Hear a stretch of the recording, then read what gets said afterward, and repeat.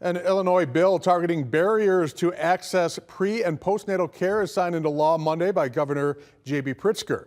House Bill 5142 is part of Pritzker's larger birth equity strategy proposed in his latest State of the State address.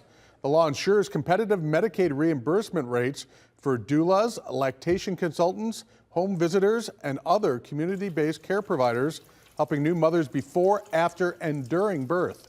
Officials say the law helps close the maternal mortality gap that's found especially among black women, who are 3 times more likely to die from pregnancy-related causes than white women, regardless of income level.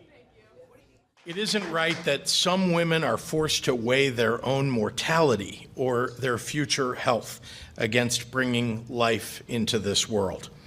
All mothers must have the full spectrum of maternal health care available to them.